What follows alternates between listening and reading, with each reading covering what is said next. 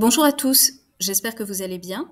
Je vous retrouve aujourd'hui pour une nouvelle vidéo qui fait suite à la première vidéo que j'avais mise en ligne le 6 août 2023, intégralement en espagnol et qui s'intitulait Mis consejos para preparar tu DLB1.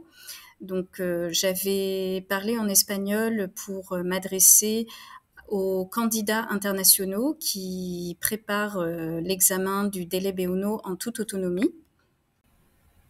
Aujourd'hui, je m'adresse plutôt aux candidats français pour vous dire que j'ai passé mon examen les 23 et 25 novembre 2024 à l'Instituto Cervantes de Paris.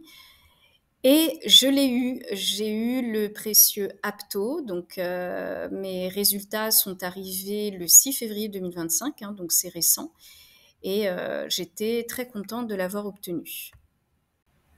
Pour obtenir cette qualification, j'ai préparé mon examen pendant 8 mois à raison de 2 jours par semaine. C'était généralement les week-ends, pas tous les week-ends non plus, mais des week-ends régulièrement.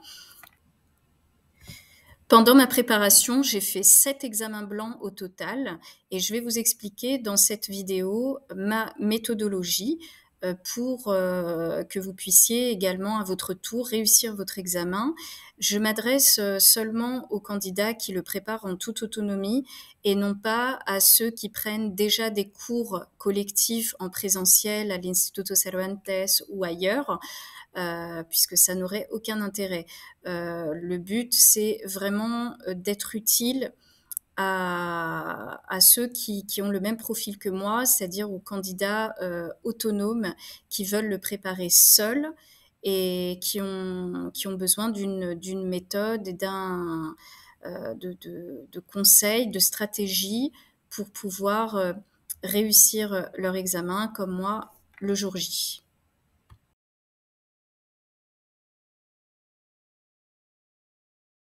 Et pour commencer, je vais vous parler des supports que j'ai utilisés tout au long de ma préparation. J'en ai utilisé 4 en tout. Donc le premier, c'est un manuel d'espagnol, bien sûr, qui s'intitule Las claves del nuevo DLB1, que vous voyez à l'écran. Donc, ce que j'aime bien dans ce manuel, c'est qu'il est divisé en 5 unités thématiques. Donc, chaque thème correspond, entre dans le cadre du programme du DLB1.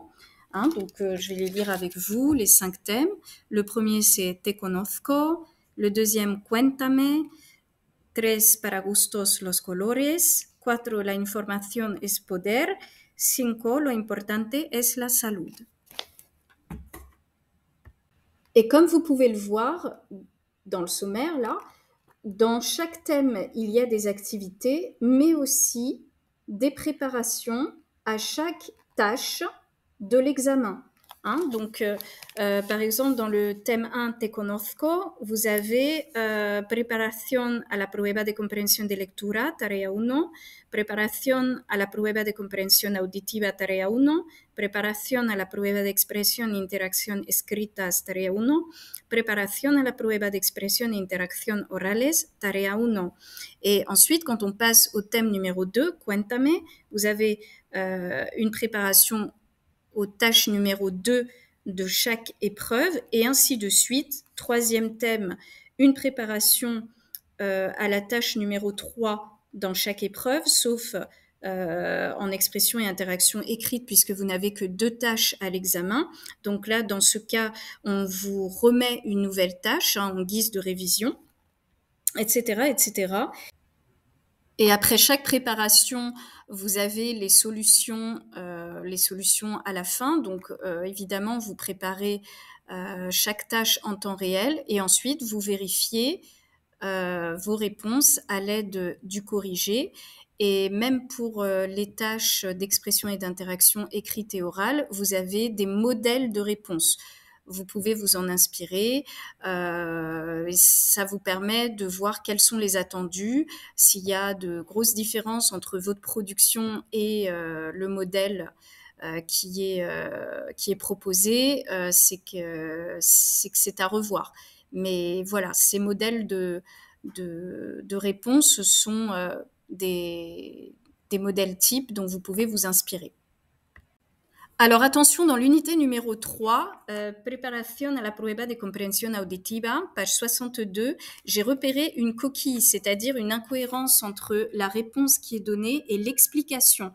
Ça concerne la question numéro 5, Restaurante del Sol. Et là, vous avez le choix entre 3 réponses. Ofrece un menú para niños. B. Paga las bebidas a todos los visitantes. Et C. Tratará muy bien a sus clientes. Alors, ils ont marqué 5B comme bonne réponse, alors que c'est la 5C, puisque l'explication qui a donnée à côté, c'est en la noticia se dice permítenos tratarte como un rey, lo que significa que quieren tratar muy bien a sus clientes. Donc, il ne faudra pas oublier de corriger, c'est 5C et non 5B, la bonne réponse. Voilà. Donc, bon, il doit s'agir d'une coquille, ce n'est pas bien grave. Et enfin, le must dans ce manuel, ce sont les 5 modèles d'examen qui reproduisent fidèlement les examens officiels du Dele B1. Donc là, vous pouvez vous entraîner en temps réel et en vous chronométrant, bien entendu, parce que la gestion du temps, c'est prioritaire, c'est ce qu'il y a de plus important. Et vous vérifierez ensuite vos réponses avec les corrigés qui vous sont proposés. Donc justement, en parlant de corrigés, n'oubliez pas, avant même de commencer la première unité, de vous rendre sur le site qui s'affiche à l'écran, www.diffusion.com/claves_B1 pour télécharger les audios, les transcriptions des audios et les solutions des 5 examens blancs. Voilà, comme ça vous avez tout sous la main. Alors une fois que j'ai terminé le manuel que je viens de vous montrer, j'ai utilisé un deuxième support, cette fois-ci interactif. C'est un cours de préparation du délai en ligne. J'ai commandé ce cours le 22 juin 2024 et j'ai même eu droit à une remise. Donc, au lieu de payer 50 €, j'ai payé 39,50 €. C'était une remise offerte. Et lorsque vous commandez ce cours sur le site de l'Instituto Cervantes, vous avez accès au maximum à 90 jours. Vous avez accès en fait à la plateforme pendant 90 jours. Ce qui représente une enveloppe de 25 heures environ. Et c'est largement suffisant pour le préparer de manière sérieuse et complète. C'est très, très, très complet. C'est un très bon cours. Et je vais vous montrer comment le commander. Vous tapez l'URL suivante et vous sélectionnez le cours qui correspond à votre niveau, préparation Dele B1, code 142. Vous cliquez ensuite sur le panier pour procéder à l'achat. Voilà, vous arrivez sur cette page, vous lisez la description, donc on vous explique ce que vous allez acheter et ensuite vous cochez la case ici, acceptez les conditions et vous procédez à l'achat. Vous avez même une vidéo dans laquelle vous pouvez voir comment les cours sont structurés. On va regarder une petite partie seulement.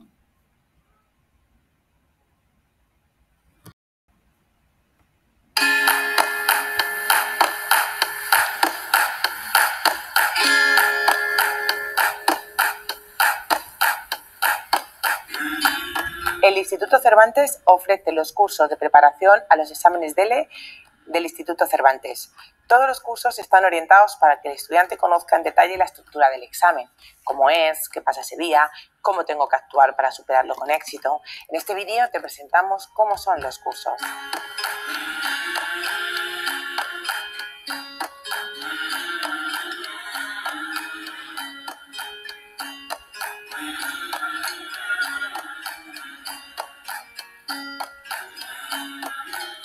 María, los DELE tienen 4 pruebas. ¿Y los cursos cómo se estructuran? El curso está organizado igual que el examen, es decir, tiene 4 pruebas: comprensión de lectura, comprensión auditiva, expresión e interacción escritas y la de expresión e interacción orales. Además, cada prueba se compone de las mismas tareas del examen. Te voy a mostrar, por ejemplo, la prueba de comprensión auditiva. Aquí el alumno escucha los audios con las mismas voces que el día del examen. Hola, Ana. ¿Cuánto tiempo? ¿Qué tal todo? Hola, Luis. Muy bien. Puede escucharlos las veces que quiera y si es necesario, leer el texto mientras los escucha. Eras dependienta en una tienda, ¿no? Sí, pero ahora estoy en una tienda de ropa. Antes estaba en un supermercado. Es verdad que da mucha tranquilidad y seguridad prepararse con audios y textos parecidos a los del DELE. ¿Solo hay ítems del examen o hay también actividades para aprender? Hay muchísimas actividades.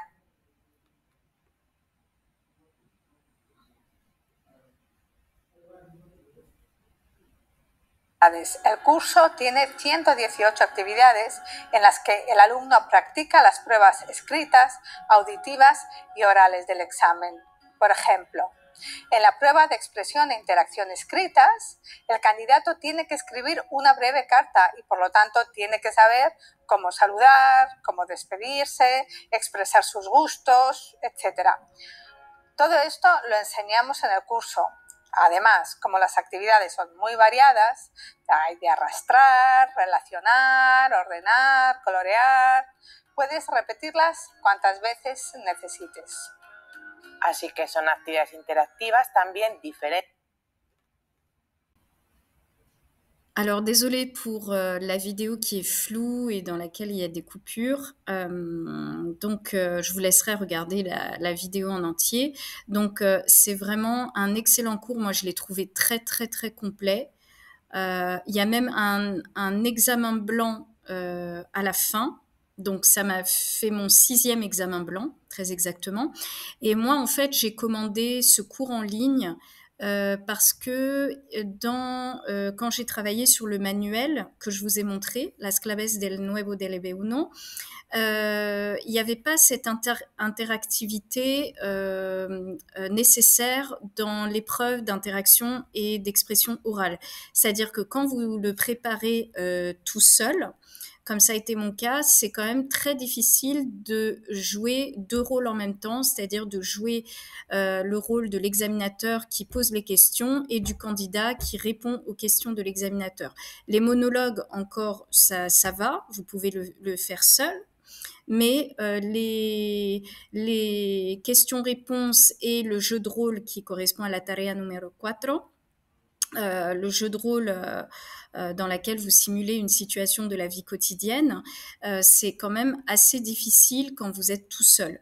Donc en fait, cette interactivité qui me manquait dans le manuel, je l'ai retrouvée dans le cours de préparation en ligne, non pas parce qu'il y a un tuteur ou un professeur avec lequel vous interagissez en visio. Il n'y a pas de visio dans ce cours, il y a simplement un guide. C'est quelqu'un qui s'appelle Louis et qui vous guide tout au long de vos épreuves, mais vous n'interagissez pas en direct avec lui. En fait, le principe consiste à appuyer sur play pour écouter la question de l'examinateur. Voilà, ce sont des questions préenregistrées et vous répondez tout de suite après à ces questions et ainsi de suite. Et ça vous fait le dialogue entier. Mais la vraie interactivité que j'ai eue réellement, c'était en fait 2 semaines avant l'examen avec mon client espagnol. C'est-à-dire que comme l'espagnol est sa langue maternelle, on s'est donné rendez-vous à la Cité des Sciences et de l'Industrie de la Villette et on a conversé pendant une demi-journée, pendant toute une après-midi. Je lui ai expliqué un peu les questions que l'examinateur était susceptible de me poser et on a parlé de plein de sujets différents. Et là, il y avait un vrai dialogue et donc d'ailleurs, je parlais de manière beaucoup plus fluide en sa présence que dans le cadre en fait d'un exercice. Et ça, si vous connaissez quelqu'un qui est natif, vous verrez que c'est pas du tout pareil. Vous parlerez de manière beaucoup plus fluide parce que vous chercherez pas à traduire de votre langue maternelle vers l'espagnol. En fait, l'interactivité, elle va se faire de manière très très naturelle et sans la contrainte d'un exercice. Néanmoins, si vous ne connaissez personne avec qui converser en espagnol, pas de panique. Dans le manuel que je vous ai montré tout à l'heure, dans la partie examen blanc, donc dans les 5 examens blancs, on vous donne toujours des exemples de questions de l'intervieweur. Donc là, par exemple, dans l'examen numéro 3, on va me donner donc l'exemple de situation, je ne vais pas vous le lire, et puis les exemples de questions de l'intervieweur. Donc je vais vous les lire. Hola, buenos días, ¿en qué puedo ayudarle? ¿Cuándo hizo la reserva y para cuándo era? ¿Ha realizado ya alguna actividad con nuestra agencia? ¿Qué tipo de deportes, aventura le gustaría realizar? Voilà. Et donc, ça vous permet de faire les questions et les réponses à la fois. Et l'autre méthode, donc c'est celle du cours en ligne. Donc là, vous vous appuyez sur Play pour entendre la question de l'examinateur et vous répondez juste après. Et vous écoutez ensuite la question suivante, vous répondez, etc., etc. Voilà. Tous mes dialogues et tous mes monologues sont enregistrés sur mon téléphone. Voilà, donc prenez l'habitude de vous enregistrer soit sur votre dictaphone, soit sur votre téléphone pour pouvoir vous réécouter. C'est très important et ça permet de détecter vos erreurs, de vous réenregistrer, etc., etc. Et aussi, faites bien tous vos examens blancs, comme je vous l'avais dit tout à l'heure, comme si vous étiez dans la salle d'examen. C'est-à-dire, téléchargez bien la grille de réponse, hein, c'est celle-ci.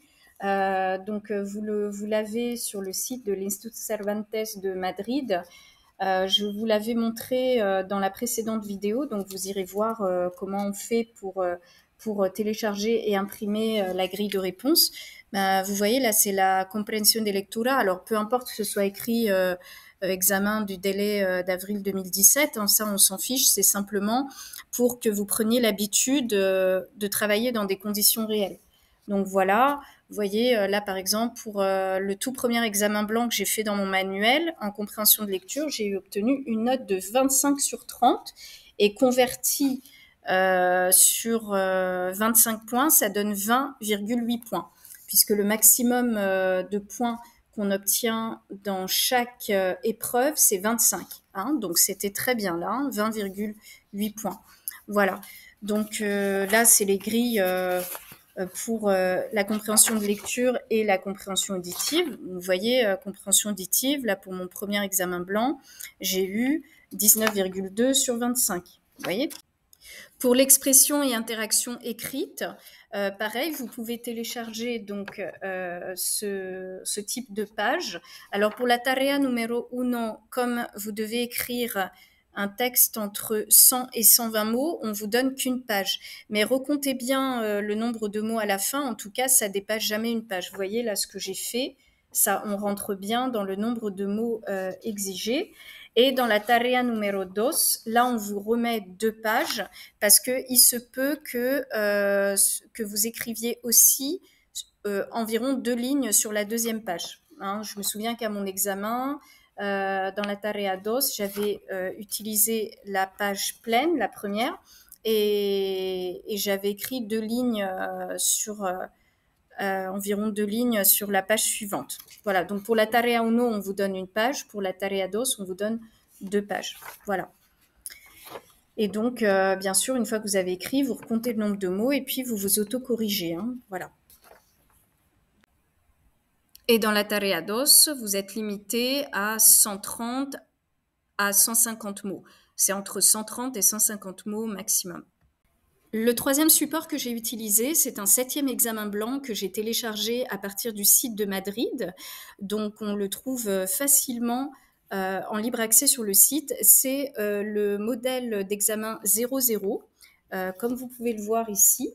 Vous voyez, en fait, c'est un modèle qui reproduit fidèlement les épreuves officielles de l'examen du délai B1. Voilà, c'est-à-dire que vous pouvez vous entraîner comme si c'était un examen blanc. Voilà, et donc vous avez un cahier qui contient les 4 épreuves vous travaillez en vous chronométrant, hein, tout simplement. Donc, je vous rappelle que l'épreuve de compréhension de lecture dure 70 minutes.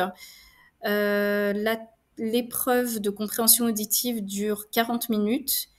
L'expression et interaction écrite, 60 minutes. Et l'interaction et l'expression orale durent environ 15 minutes.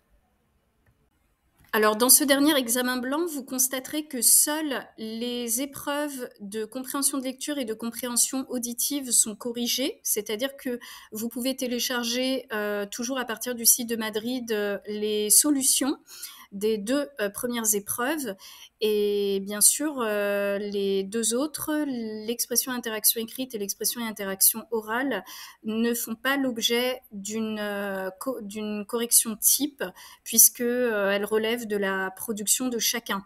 On sait simplement que les examinateurs ont une échelle de 0 à 3 pour les épreuves d'expression écrite et d'expression orale.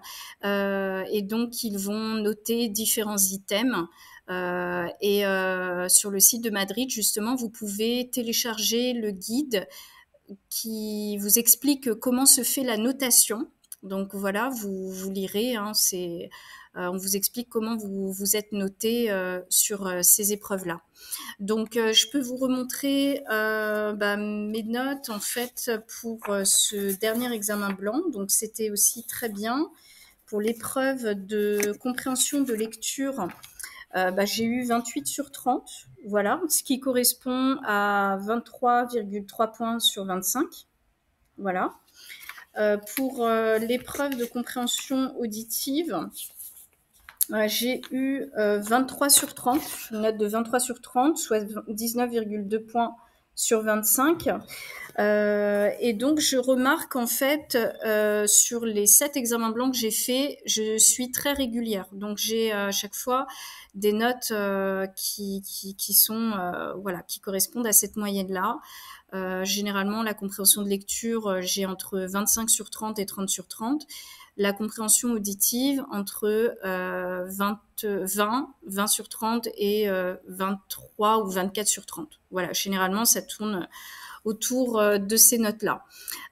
Et donc, le fait de faire plusieurs examens blancs, ça vous permet de voir votre progression, de voir, vos progrès, et puis d'ajuster, d'affiner en fonction. Alors, plus vous allez faire d'examens blancs et mieux vous allez gérer votre temps. Hein, je vous l'avais dit tout à l'heure, la gestion du temps, ça doit être votre priorité parce que vous pouvez être très bon en espagnol, mais si vous perdez du temps, vous risquez d'échouer à l'examen. Ça peut être un facteur d'échec. Donc, il est très, très important de vous chronométrer à chaque épreuve, à chaque tâche, et d'être à la seconde près. Hein, parce que le jour de l'examen, ils vont pas vous laisser terminer ce que vous êtes en train de faire. Alors, pour finir, le 4e et dernier support que j'ai utilisé, ce sont des vidéos pédagogiques sur YouTube, mais pas n'importe lesquelles.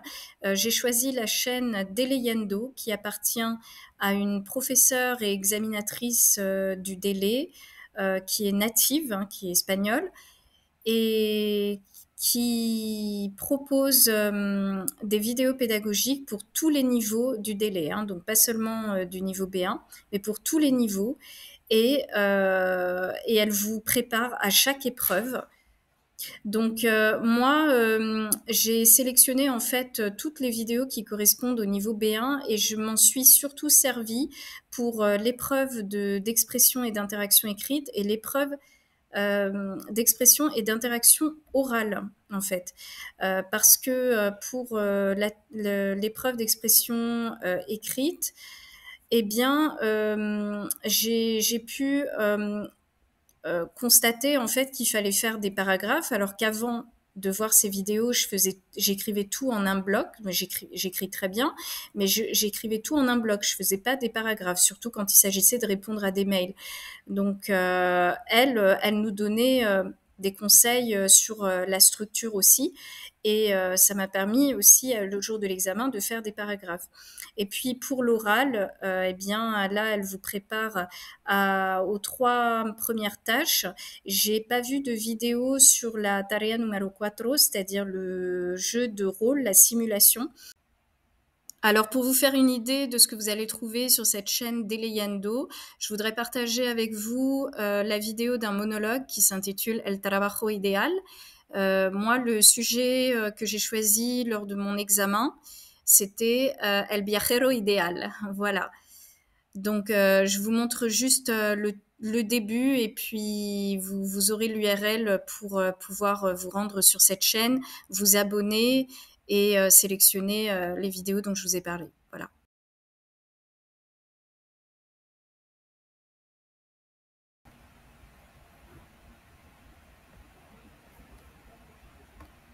O bienvenida a Deleyendo. Yo soy Claudia y quiero ayudarte a aprobar el DELE. En el vídeo de hoy vamos a hacer una tarea del examen DELE B1. Vamos a practicar con el monólogo y el tema del monólogo de hoy será el trabajo ideal. Aquí tenemos las instrucciones para hacer esta tarea. Vamos a leerlas. Hable durante 2 o 3 minutos sobre su trabajo ideal. Incluya información sobre qué tipo de trabajo es y cuáles son las tareas en este trabajo, por qué le gustaría tener este trabajo, qué condiciones, horario, sueldo, días libres, lugar de trabajo, le gustaría tener y una experiencia laboral que ha tenido. En el examen DLB1 tenemos 15 minutos para preparar la parte oral. Mi consejo es que debemos dedicar aproximadamente 5 minutos para preparar la tarea 1, el monólogo. Ahora vamos a ver algunos consejos para la preparación de esta tarea. En este monólogo tendremos que decir muchas veces la palabra. Si vous avez envie d'aller plus loin, si vous visez l'excellence par exemple, pour le jour de votre examen, moi ce que je vous invite à faire, c'est d'habituer votre oreille à entendre de l'espagnol. Par exemple, moi, j'écoutais des chaînes d'information, des magazines ou des documentaires, même des interviews en espagnol.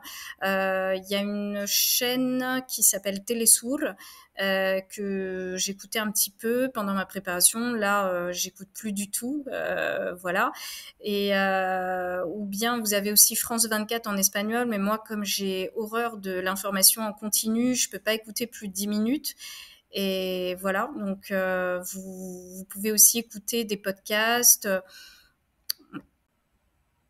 Alors moi, j'ai eu la chance de converser avec mon client espagnol pour m'entraîner à l'épreuve orale 2 semaines avant mon examen. Mais pour ceux qui n'ont pas cette chance, ce que je vous conseille, c'est de vous inscrire à un atelier de conversation. Ça peut se faire à la bibliothèque Octavio Paz de l'Institut Cervantes de Paris, par exemple, ou aussi dans d'autres bibliothèques, comme la bibliothèque Georges Pompidou aussi, qui organise des ateliers de conversation pour ceux qui ont un niveau B1, voire B2. Ça, je pense que ça va beaucoup vous aider pour votre épreuve orale. Voilà.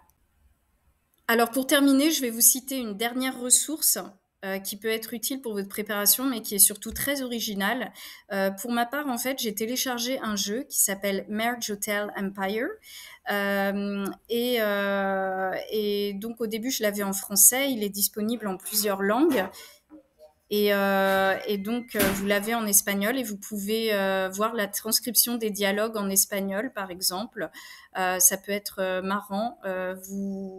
Voilà, non seulement vous apprenez du vocabulaire, mais en plus, ça vous permet de varier les tournures de phrases aussi dans vos copies.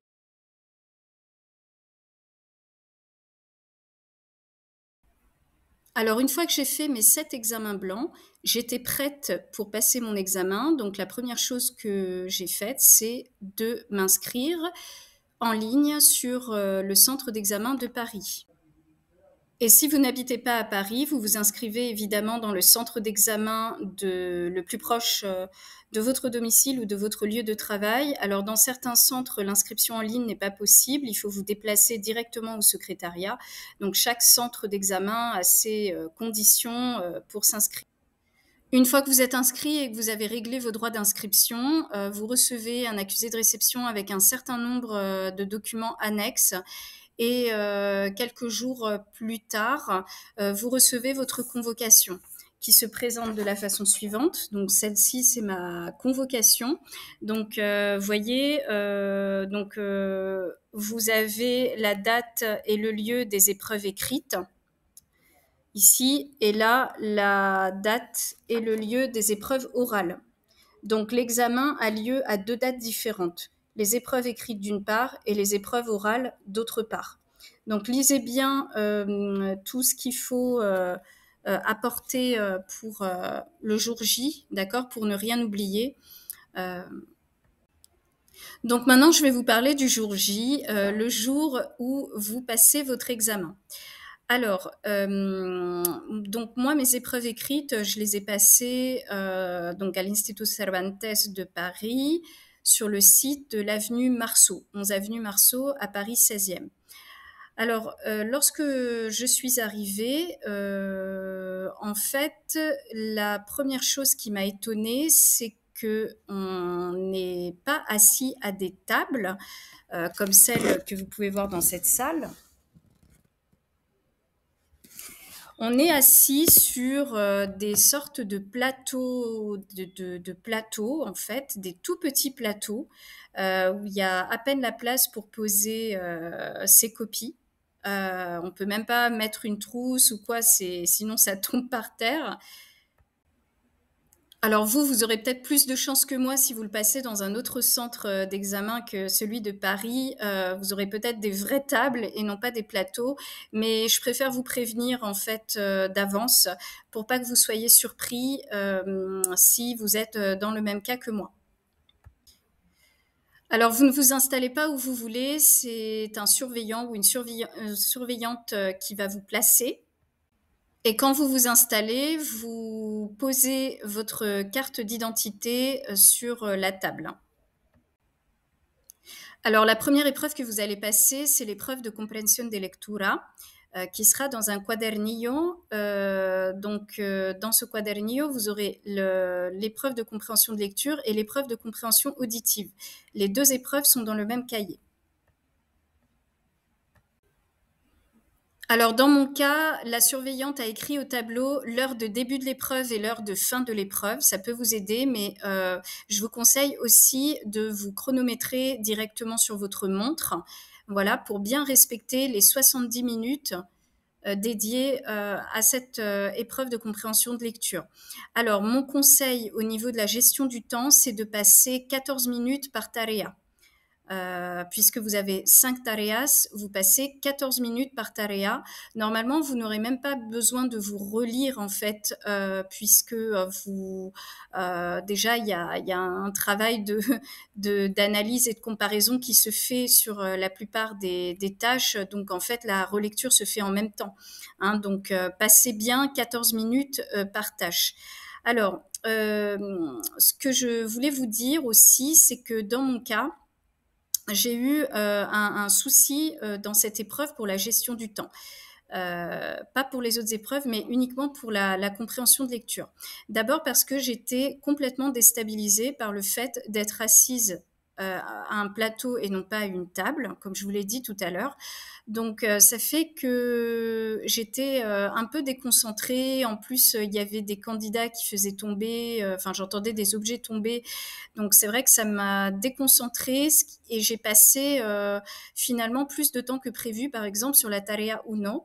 Alors que d'habitude, pour tous mes examens blancs, en fait, j'ai jamais dépassé les 70 minutes. J'ai bien toujours su gérer mon temps comme il fallait. Donc là, il faut dire que j'étais un peu déstabilisée. Et comme j'ai passé un peu plus de temps sur la tarea numéro 1, eh bien, j'ai même pas eu le temps de faire la tarea numéro 4. Vous savez, c'est celle qui consiste à replacer les extraits dans le texte à trous, hein, vous savez. Donc, celle-ci, je n'ai pas eu le temps de la faire parce que déjà, le temps me manquait. Donc, je suis passée en fait de la tarea numéro 3 à la tarea numéro 5 directement, parce que la 5, je savais que j'avais le temps de la terminer.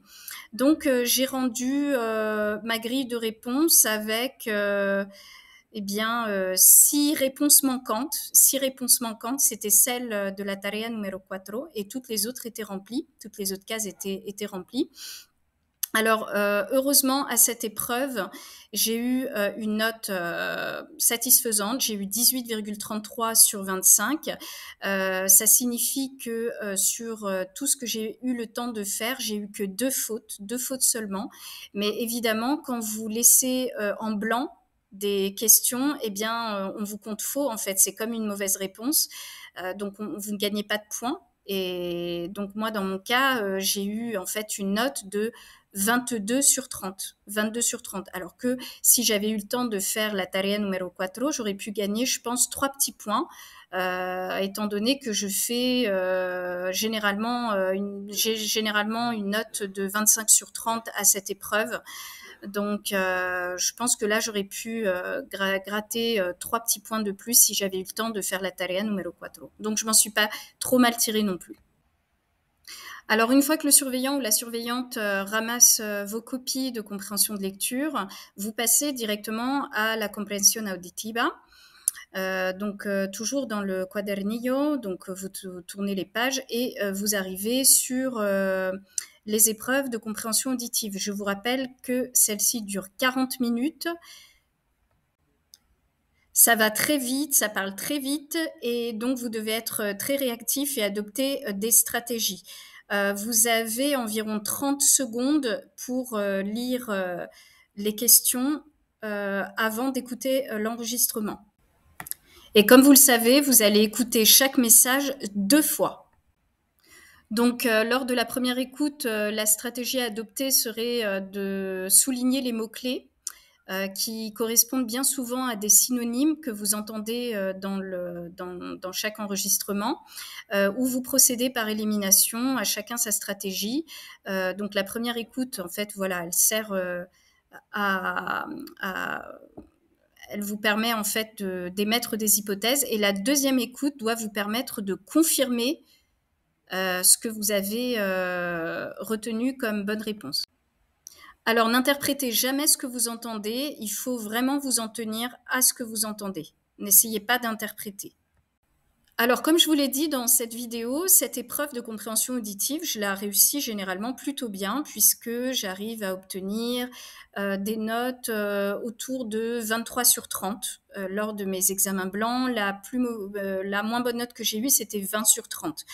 Donc, vous voyez, c'est très correct. En fait, quand j'étais chez moi, je rajoutais des baffles à mes haut-parleurs d'ordinateur, ce qui fait que j'avais un son de très bonne qualité. Donc, c'était voilà, un son de très bonne qualité. Mais n'allez pas croire que vous allez retrouver la même qualité de son dans votre salle d'examen. Là encore, ça a été une surprise pour moi de découvrir que j'entendais quasiment rien. En fait, j'étais quasiment au fond de au fond de la salle. Et un candidat avait demandé à ce qu'on augmente le volume. La surveillante a augmenté le volume. Bon. Mais moi, de là où j'étais, je vous assure qu'en fait, ça ne suffisait pas. J'ai eu du mal à bien entendre. Ça m'a demandé une concentration extrême pour essayer vraiment de percevoir ce que j'entendais et là vraiment j'ai paniqué en mon fort intérieur. Je me suis dit comment je vais faire et je n'ai pas osé lever la main pour demander à changer de place et je vous assure que c'était possible. Vous avez vraiment le droit de demander à changer de place. On peut vous mettre devant s'il y a de la place. Moi il y avait de la place devant donc si je m'étais manifestée, elle m'aurait changé de place. La surveillante, elle n'a pas très bien pris le fait que je lui en ai parlé qu'à la fin de l'épreuve, puisque je lui ai fait la remarque. Et elle m'a dit, ah mais vous attendez la fin de l'épreuve pour me dire ça. C'était avant qu'il fallait me le dire. Je vous aurais mis devant. Et oui. Et j'étais à ce moment-là, j'étais bloquée. Je n'ai pas osé. J'étais bloquée et j'ai regretté de pas avoir demandé à changer de place. Alors, à cause de mon souci d'audition, j'ai eu à cette épreuve de compréhension auditive 9,17, ce qui correspond à 11 bonnes réponses sur 30. Vous voyez, c'était certainement les passages que j'entendais le mieux, hein, les 11 bonnes réponses en fait. Le reste, comme je vous l'ai dit, j'entendais nada, quoi.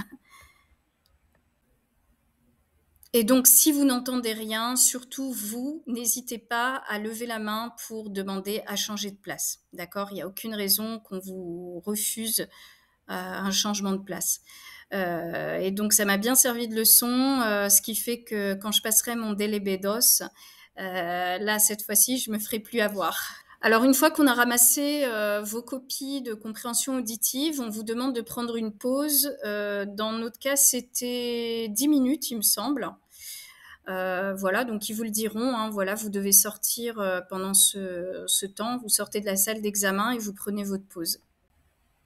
Alors, une fois que vous retournez dans votre salle d'examen, vous trouvez sur votre table l'épreuve d'expression et d'interaction écrite. Donc, comme vous le savez, elle dure 60 minutes. Il y a 2 tareas. Vous devez passer 30 minutes par tarea. D'accord? On vous remet aussi des feuilles de brouillon. Mais mon conseil, c'est de ne pas tout rédiger sur votre brouillon parce que sinon vous tiendrez pas vos 60 minutes. Moi, le brouillon, je l'ai utilisé pour la tarea numéro 1. J'avais commencé à rédiger intégralement et après, en fait, j'ai plutôt mis des tirets et tout. Vous devez n'oublier aucun point du schéma là qu'on vous donne parce que vous savez on vous guide pour pouvoir orienter votre écrit, donc vous ne devez laisser aucun point en suspens. Vous devez vraiment respecter tous les points. Et donc, moi, j'ai très, très bien réussi cette épreuve. J'ai bien tenu mes 60 minutes, 30 minutes par épreuve, et j'ai eu une note de 19,38 sur 25. Une fois que vous avez terminé vos 3 épreuves écrites, vous sortez de la salle et vous attendez le jour de l'oral pour retourner passer votre examen. Alors, on arrive maintenant à la dernière épreuve, l'épreuve d'expression et d'interaction orale. Alors, quand vous arrivez, on va vous appeler pour vous placer dans la salle de préparation. Dans la salle de préparation, je n'étais pas toute seule, il y avait la surveillante avec moi. Donc, cette surveillante m'a montré 2 sujets et me demande de choisir l'un des 2 sujets. J'ai choisi El Viajero Ideal. Et là, c'est parti pour 15 minutes de préparation. En réalité, durant ces 15 minutes, vous préparez à la fois le monologue et les questions que l'examinateur est susceptible de vous poser. Mais en réalité, moi, en fait, les 15 minutes, je les ai utilisées uniquement pour le monologue parce que je me dis que je peux improviser la tarea 2. Je sais que je pourrais répondre aux questions de l'examinateur puisque j'ai aucune difficulté à m'exprimer. Donc, je me suis vraiment servi des 15 minutes pour bâtir mon plan du monologue. Voilà. Et vous pouvez donc prendre modèle sur les vidéos de Claudia. Hein, vous savez, la professeure et l'examinatrice du délai. Donc, je vous ai montré sur la chaîne Delayando. Elle vous explique très bien comment préparer votre monologue, le schéma, le type de schéma qu'il faut faire, encadrer... En fait, reformuler les questions par sous forme de titres, donc repérer le thème principal de chaque question et les écrire sur votre brouillon, encadrer le titre. et ensuite faire un plan détaillé avec des connecteurs logiques, hein, parce que évidemment, ce qu'ils attendent de vous, c'est que votre discours soit cohérent et structuré. Donc, vous ne devez pas oublier les connecteurs comme para empezar, a continuación, en primer lugar, en segundo lugar, para terminar, por eso, para concluir. Sin embargo, tous ces connecteurs-là, ils les attendent dans votre monologue.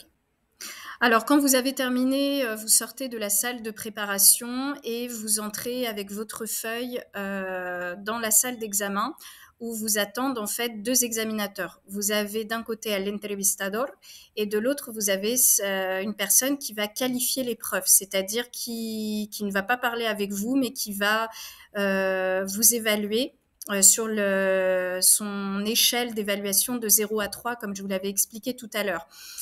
Donc, moi, j'étais en face d'un monsieur qui était l'entrevistador et donc c'est lui qui va me suivre et me poser des questions. Voilà, donc vous avez 2 à 3 minutes pour faire votre monologue. Pendant ce temps, l'entrevistador n'intervient pas. Mais attention, moi, en fait, j'ai parlé un peu plus que 3 minutes. Je crois que j'ai parlé 4 minutes.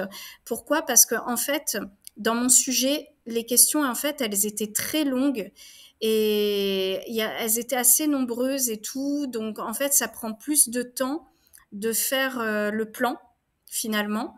Plus les questions sont longues et dites-vous que plus les questions sont longues et plus votre monologue va durer un peu plus longtemps que prévu. Cependant, l'entrevistador m'a pas interrompu. Il m'a laissé continuer parce qu'il a bien vu que je mettais bien les connecteurs logiques. Donc, quand je suis arrivée à para concluir, là, c'est bon, il m'a laissé terminer en fait. J'ai oublié de vous dire aussi que quand vous arrivez dans la salle d'examen, en fait, vous commencez pas tout de suite votre monologue. En fait, l'examinateur, il va vous mettre à l'aise. Vous verrez, en fait, il va faire connaissance avec vous. Moi, il m'a demandé d'où je venais, si j'avais toujours vécu en région parisienne, tout ça. C'était vraiment quelqu'un de très sympathique, un trentenaire qui faisait jeune, qui était vraiment très sympathique. Et d'ailleurs, j'ai beaucoup apprécié cette épreuve parce que j'avais l'impression d'être en face d'un ami finalement, tellement j'étais à l'aise en fait. Donc, ça dépend de chacun, mais moi, j'étais vraiment très à l'aise.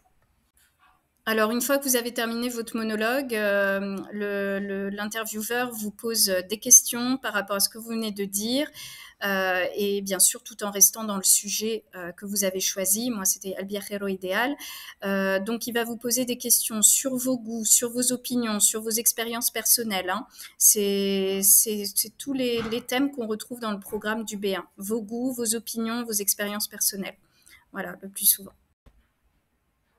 Alors, que faire si vous manquez de vocabulaire ou si vous ne savez pas vous exprimer de manière fluide, par exemple, il faut adopter des stratégies. Donc, moi, j'ai pas eu besoin d'adopter ces stratégies parce que je m'exprime très bien, de manière fluide. Hein, j'ai eu aucune difficulté, aucune hésitation. Mais si cela vous arrive, comment faire ? Eh bien, lorsqu'il vous manque du vocabulaire, lorsque vous ne vous souvenez plus comment on dit ci ou ça, la meilleure stratégie, c'est de donner une définition de ce que vous voulez dire, donner une définition ou une description, ou bien un synonyme, voilà, un synonyme ou le reformuler autrement. Voilà, et donc vous aurez des points, vous gagnerez des points parce que vous aurez utilisé ces stratégies. Je ne vous conseille pas de faire de gestes, mais de vous débrouiller pour reformuler autrement ce que vous n'arrivez pas à dire. Et bien sûr, ne dites pas le mot dans votre langue maternelle, ce serait mal vu, vous risquez de perdre des points. Alors, une fois que vous avez terminé la tarea 1 et la tarea 2, l'entrevistador vous montre 2 images et vous devez donc choisir l'une des 2 images. C'est la description. Donc, la tarea 3, c'est la description de la photo. Donc, moi, je me souviens avoir choisi une photo qui représentait 2 femmes en train de soit de rendre leur vélo en libre service, soit qui s'apprêtaient à monter sur leur vélo en libre service. On était dans une station de vélo en libre service, un type Vélib, par exemple. Et il y avait une 3e femme qui semblait être en train de lire les instructions sur un panneau. Donc, l'objectif de cette tâche, c'est pas seulement de décrire ce que vous voyez, les personnages, le lieu, etc., ce qu'ils sont en train de faire. Vous devez également émettre des hypothèses sur la situation, par exemple ce qui a pu se passer avant, ou voilà, ce qu'elles sont en train de faire, etc. Et donc, moi, j'ai très bien réussi cette épreuve, seulement, je pense que j'aurais pu être encore meilleur si j'avais utilisé par exemple des périphrases, parce que c'est ce qu'attend l'examinateur. Il attend que vous variez les tournures de phrases et que vous utilisiez le plus de formules possible pour émettre des hypothèses. Donc, comme vous le savez, il y a plusieurs façons d'émettre des hypothèses. Vous pouvez dire a lo mejor, suivi de l'indicatif, quizás, indicatif ou subjonctif, puede que, plus subjonctif. Et si vous êtes sûr, ça peut être estoy segura de que, plus indicatif, etc. Donc, en fait, par rapport à cette photo, moi, j'étais peut-être trop dans l'affirmation. Par exemple, j'avais dit las dos mujeres están montando en las bicicletas verdes.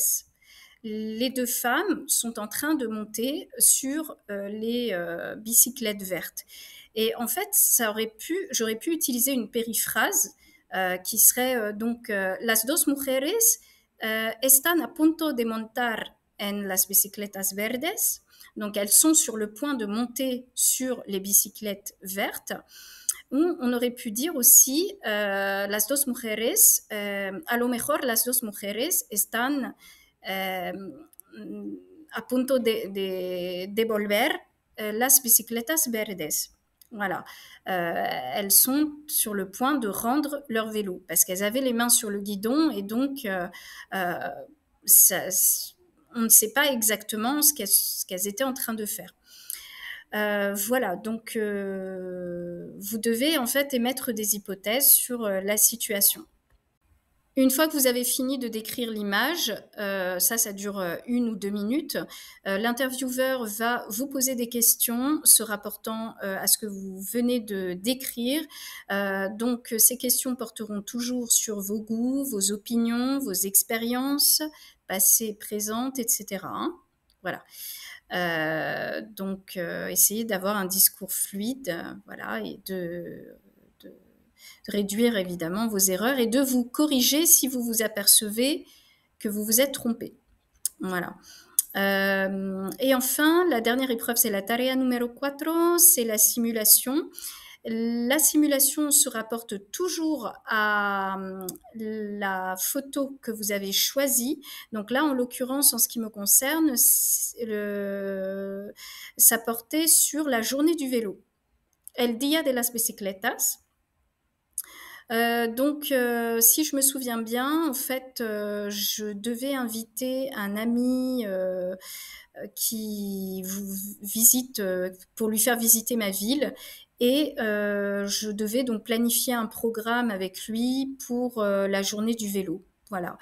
Il me semble que c'était ça le sujet, plus ou moins. Donc, alors, il faut savoir une chose. Soit l'entrevistador vous demande de lire le jeu de rôle d'abord. Donc moi, c'est ce qu'il a fait. Mais j'ai préféré quand il me l'a redit de vive voix. Moi, en fait, pour pas casser le fil conducteur, en fait, comme on a beaucoup parlé, etc., je voulais continuer à parler. Et au moment en fait, où on doit s'arrêter pour lire, en fait, ça crée une coupure et ça peut un peu vous bloquer, je pense. Donc, moi, j'ai préféré quand il me l'a redit, quand il me l'a réexpliqué de vive voix. Et donc, si vous ne souhaitez pas lire Le jeu de rôle, vous pouvez très bien demander, vous avez le droit de demander à l'examinateur de vous l'expliquer oralement pour ne pas que vous ayez à lire. Et comme ça ne vous coupe pas dans votre dynamique orale.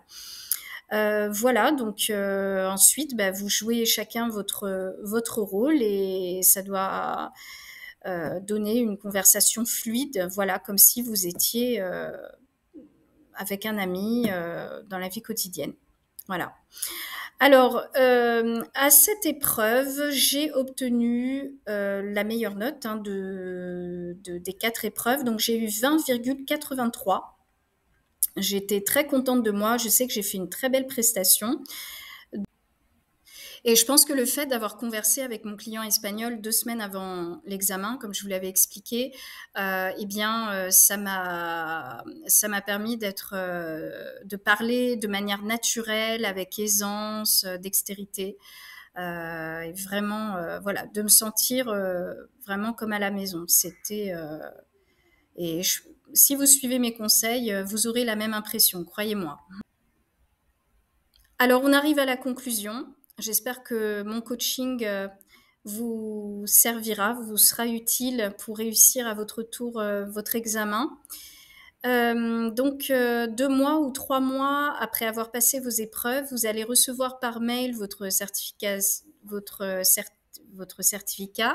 Alors, si vous l'avez obtenu, Certificación de Calificación del Nivel B1, si vous l'avez réussi, il y aura écrit apto là, vous voyez comme ici, apto. Alors pour obtenir un apto, il faut avoir 30 points minimum dans le premier groupe de qualification et 30 points minimum dans le deuxième groupe de qualification. D'accord? Donc le premier groupe de qualification est composé de la compréhension de lecture, expression et interaction écrite. Le deuxième groupe de qualification est composé de la compréhension auditive et l'expression et interaction orale. Donc, moi, dans le groupe 1, j'ai obtenu 37,71, le minimum étant 30, 37,71, donc là, j'ai bien un apto. Je vous rappelle mes notes, compréhension de lecture 18,33, expression et interaction écrite 19,38. Et dans le groupe 2, l'oral, donc compréhension auditive et expression et interaction orale, j'ai obtenu tout juste 30 points, apto, avec donc 9,17 en compréhension auditive à cause des soucis d'audition que je vous ai décrits. Et l'expression et interaction orale, j'ai obtenu 20,83. Donc l'addition des 2 notes fait 30. Donc 30 apto et 37,71 apto. Donc là, il faut toujours vous référer à ce qui est en gras, qualification globale, apto. Donc, ça veut dire qu'on va vous envoyer vos diplômes. Je crois que ça prend 8 mois. Donc, on va vous envoyer... c'est votre centre d'examen qui vous préviendra pour aller venir récupérer votre diplôme. Voilà. Mucha suerte y adiós.